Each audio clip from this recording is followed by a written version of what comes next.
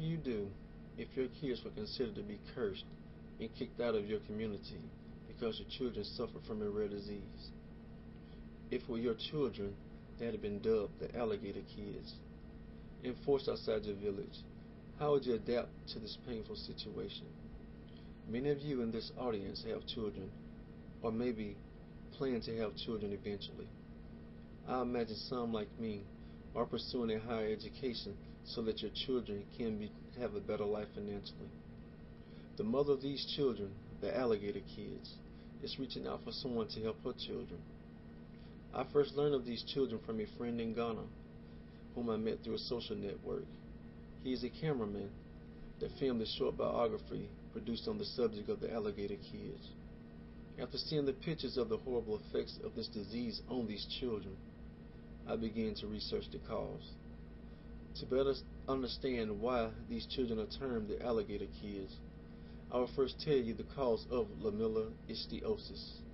Secondly, the effects of this disease, and thirdly, the identifying marks of lamellar ichthyosis. I will start by telling you about what causes lamellar ichthyosis. According to Joy News TV, lamellar ichthyosis is a rare skin condition caused by a genetic disorder. Mutation in at least 3 genes can cause this rare disorder, the most commonly mutated gene being TGM1, responsible for over 90% of these cases. Lamellar ichthyosis is passed down through families, inherited. Both parents must have at least one abnormal gene to pass the condition to their children. Next, let's take a look at how lamellar ichthyosis affects the sufferer. Lamellar ichthyosis causes an abnormal shedding and scaling of the skin. And this rare genetic disorder occurs in 1 out of 600,000 births, according to the organization Future of Africa. A baby with this condition is born with a shiny, waxy layer of skin called a chalazion membrane. The membrane sheds within the first 2 weeks of life and resembles the surface of a fish. Effects also include an outward turning of the eyelids and lips, decreased ability to sweat, hair loss, and thickening of the skin on the hands or feet. Babies are at risk for infection when the chalazion membrane is shed. Eye problems may occur later in life because the eyes cannot close completely.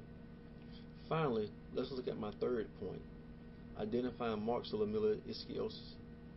According to an article on the Ghana Health Nest website, the skin resulting from lamellar ichthyosis can be compared to the skin of an alligator, and has led some to call the sufferers the alligator kids.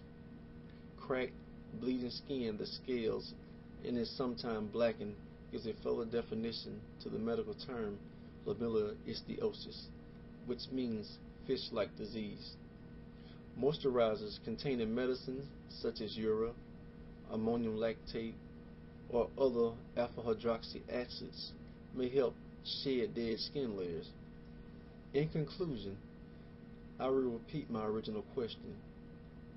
If it were your children that had been dubbed the alligator kids and forced outside your village, how would you adapt to this situation? I have explained to you the reason some have termed these children the alligator kids, and the cause, effects, and markings of lamellar ichthyosis. I am glad that I have been able to share this information about the alligator kids of Ghana.